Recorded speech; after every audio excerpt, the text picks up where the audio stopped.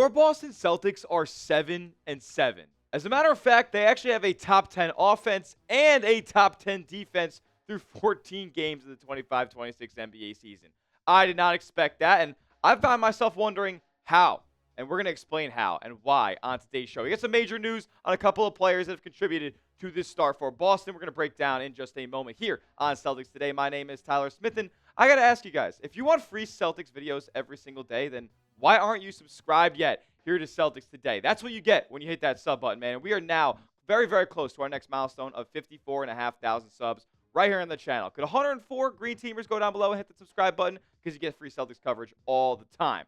All right, we got to talk about three players who absolutely balled against the LA Clippers as your Boston Celtics won 121-118. Nearly choked this game away. They were up multiple possessions in the final minute, but James Harden went absolutely stupid. We'll break down his performance in a second. We'll also talk about Jaylen Brown, who is just dazzling so far this season. Another 30-point performance from him. It was on 33 shots, though. Payton Pritchard seems to be finding his groove again, shooting the basketball at a high clip. He put in a 30 ball against LA. And then Jordan Walsh, yes, didn't necessarily light up the box score, did have 8 boards, but he is really, really ascending here in this Celtics rotation. Let's talk about James Harden, though, because he almost sent this game to overtime, had a Christian Laettner-esque pass back from Ivica Zubac in the closing seconds and almost got a 3 to go down that would have sent this game to extra time. But the reason I bring up James Harden and his 37-point performance, it wasn't all that efficient, by the way, is because of who had the defensive assignment most frequently on James Harden for this Celtics team.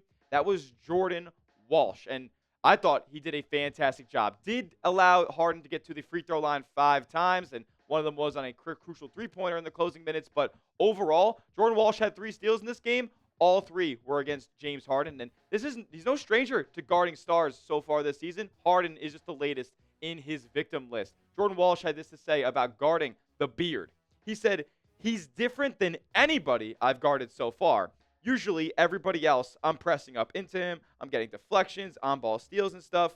For him, it's kind of like I've got to give him his space. Just because if he goes up and shoots it, if I even look like I'm touching him, it's going to be a foul. So just kind of increasing my urgency and level of discipline. And for games like this in particular, for guys like that in particular. Well, guys like that in particular, he has had the assignment of so far this season. James Harden is the recent member of a long list of top players that the Celtics and Joe Mazzulla have deployed Jordan Walsh against so far this year. And keep in mind, Jordan Walsh is a guy who was getting DNPs for 2-3 years into his NBA career, and now he's out there getting assigned to James Harden, who does score 17 points on him, but that's on 3 of 7 shooting. Did allow him to get to the line a bunch, but I'm fine with that performance against James Harden. He also created 3 turnovers off the beard as well. I mean, look back to a couple games ago against Tyrese Maxey, guarding him for 6 minutes, and a lot of that was, again, the 4th quarter of the ballgame that the Celtics ended up eking out. Holton, 1 of 9 from the field is just disgusting. Didn't have as great of a time against Paolo Banchero, but again, a guy that he was tasked against in the 4th quarter. He also did a great job against Franz Wagner in that game. 1 of 4, he held Franz too. And then Jaren Jackson Jr., he just had in a straitjacket. 0 of 5 from the field in less than 4 minutes defending him. So Jaren Jackson Jr. thought he had an absolute mismatch in Jordan Walsh. He was sadly mistaken. It has been awesome to see the maturation and ascension of Jordan Walsh here in the Celtics rotation, man. He's getting praise from Jaylen Brown, who did also say that there's room to improve upon as well, citing the free throws that Harden was able to get off of him. Payton Pritchard is praising him as well. Joe Mazzulla is praising him, and he's also trusting him a ton through these matchups that he's given him, through these times that he's matching him up against these stars, because a lot of these Jordan Walsh big-time minutes are coming down the stretch of these ball games in the 4th quarter, closing games for the Boston Celtics like he did against the LA Clippers. It's been awesome. He's a guy who's on a $2 million contract, a player that we have been praying would develop on this Celtics back end of the rotation. Hey, we're finally seeing it now. Hopefully, this means he's going to be a part of this team for the long run, and he's going to be a cheap option behind JB and JT in the future. With that being said, I bring it up. Has Jordan Walsh already secured and earned his team options, about $2.5 million for the 26-27 season next year? Why for yes and for no? What do you guys think? Has Jordan Walsh earned it, or does he still have a little bit more left to prove? All right, let's talk about Payton Pritchard a little bit, because speaking of finding a groove, speaking of ascending, we're seeing Payton Pritchard finally kind of get comfortable in this starting point guard role for your Boston Celtics with the jumper. Because, yes, he's going to have to facilitate more. He's averaging a career-high 5 assists so far this year. But He's also got to continue to be that scorer that he's been for the Celtics team. You know, the guy that he was when he won Sixth Man of the Year last season. And he wasn't through the first 12 games of the season. 22 of 86 from 3 is brutal. Like, real bad. 25.6% bad. Now, the past 2 games, he has seemed to find that groove once again, shooting over 55% from long range, 13 of 23. I mean, that's ridiculous. He was, I believe, 8 of 10 in one of the games and then 5 of 13 in the other. Like, or maybe it was vice versa. It was 8 of 13 and then 5 of 10. Regardless, this guy is shooting high volume threes. Seems like he's got the confidence back. And why is it now that he's suddenly shooting the ball at such a high clip compared to the first 12 games? It's not like this is a, October to April kind of change in shooting efficiencies here. What was the quick fix? Payton Pritchard discussed it, saying this. He said, I feel like I consider myself a good shooter. I do as well, personally. And he said, you're always searching how to be better at shooting. Sometimes I overcomplicate my form and trying to overcorrect everything, and I got in the habit of doing that the first 10 games, of overthinking every step how I want my form to look. The last 2 games, I've kind of just said, F it, I'm just going to shoot it. One motion, I'm just going to let it fly, and don't worry about the form. All the work should carry it. So that's kind of been my mindset, and I should continue with that. I mean, Payton Pritchard's a guy who has shot probably, close to 1 million basketballs in his career through 20-something years of playing the game. Like, this guy has shot the ball a ton. I know you always want to get better at shooting. You always want to find that extra, alteration in your shot that could make you that much more efficient. But Payton Pritchard once you stop thinking about it, the shot's going to go in a whole heck of a lot more. This is a guy who is notorious for half-court heaves. You think he's thinking about his shot form when he's throwing it up from 45 feet out? No, he's just letting that thing fly, and he did that over the past 2 games. And, of course, he's talking about this alteration to the form and all that stuff, but I think there's other things at play as well. He has more responsibility this season than he's had in his entire career, a higher usage rate than he's had in his entire career. No Jason Tatum to bring the ball up anymore. No Drew Holiday to bring the ball up anymore. It's Derek White, and it's Jaylen Brown. And that is just a position that Payton Pritchard just hasn't been in as a Celtic so far. And I think he's finally becoming more and more comfortable in that spot now. Coming up next, we're going to get more news on Anfernee Simons. Yeah, we didn't talk about him at the beginning of today's show because he's kind of in the bad news category. Let's talk about Jaylen Brown, who's been lighting it up so far this year, on the way to an All-NBA campaign. First, though, I got to tell you guys about our sponsors. This episode is brought to you guys by PrizePicks. You and I make decisions every single day, but on PrizePicks, being right can get you paid. So get started with the best daily fantasy sports app in the game and download PrizePicks. And guess what, new users, you can get $50 in lineups instantly after you play your first $5 lineup. It's the best daily fantasy sports app in the game because they offer the best features. First, all you guys got to do to get a lineup started is pick more or less on 2 to 6 players' stat projections, and you watch the winnings roll in watching your favorite sports. But like I said, they separate themselves because they offer the best features, like stacks. So if you wanted to offer 2 or more stat projections from the same player in the same lineup, you can do so only on PrizePicks. So say I wanted Jaylen Brown more than points, Jaylen Brown more than rebounds, Jaylen Brown more than steals. Yes, I can do that all in the same lineup. It's also becoming a social event as well. You can follow your friends, creators, celebrities, copy their lineups into your own using the brand new feed tab. My lineup for tonight's football action, because it's more than just basketball, I got Ashton Genty and CeeDee Lamb to get in the end zone. More than a half of rushing and receiving touchdown for both of these 2 superstars. Keeping it simple, I win about 4x my money if both of these picks hit. You can tell my picks or fade them. Just do it at PrizePicks. Like I said, download the app today.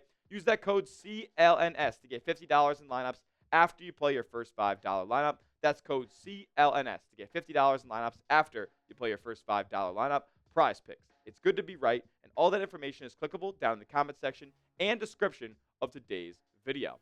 All right, man, let's talk about it. Anfernee Simons.